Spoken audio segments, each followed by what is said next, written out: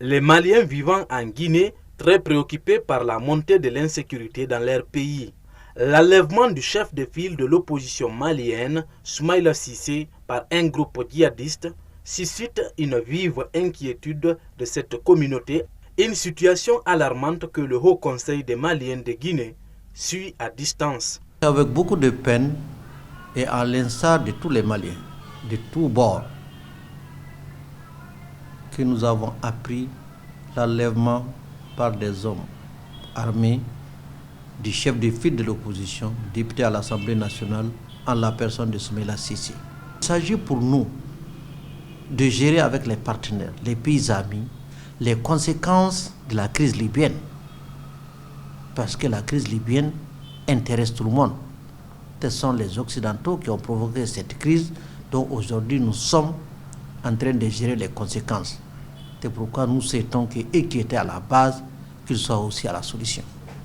Les Maliens sont appelés aux urnes dimanche 29 mars 2020 pour élire leurs députés. Si le scrutin est maintenu à la date indiquée, il pourrait se dérouler sans l'honorable Soumaïla Cissé, actuellement dans les mains de ses ravisseurs. De quoi s'interroger Mohamed Sidibé. Soumaïla est candidat dans une localité, notamment à Niafunké. Effectivement, ce n'est pas souhaitable.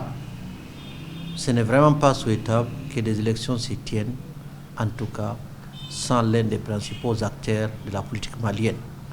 Mais nous ne désespérons pas. Les élections, c'est dimanche. Et nous pensons que d'ici là, en tout cas, Soumaïla Cissé sera libéré afin de participer librement à ces élections où, entre-temps, le gouvernement appréciera. Notre pays traverse certes une crise multidimensionnelle, mais nous ne perdons pas l'espoir. Aussi, aux sympathisants, amis de Soumaïla Cissé, nous exprimons notre solidarité. Actualité oblige. Le président du Conseil des Maliens de Guinée est également conscient de l'inquiétude suscitée par l'apparition du coronavirus.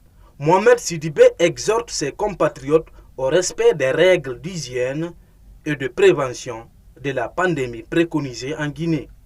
Et en cette période de pandémie, j'invite l'ensemble des Maliens, surtout à observer les règles d'hygiène, à observer les décisions prises par nos gouvernements respectifs, à savoir le Mali et la Guinée.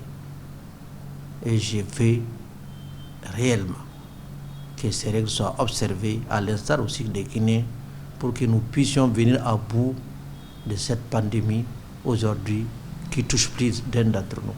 Les Maliens de l'extérieur ne sont pas concernés par les élections législatives du dimanche 29 mars 2020 au Mali. Un scrutin qui va permettre aux Maliens de l'intérieur de renouveler leur parlement malgré l'apparition du coronavirus dans leur pays il y a quelques jours.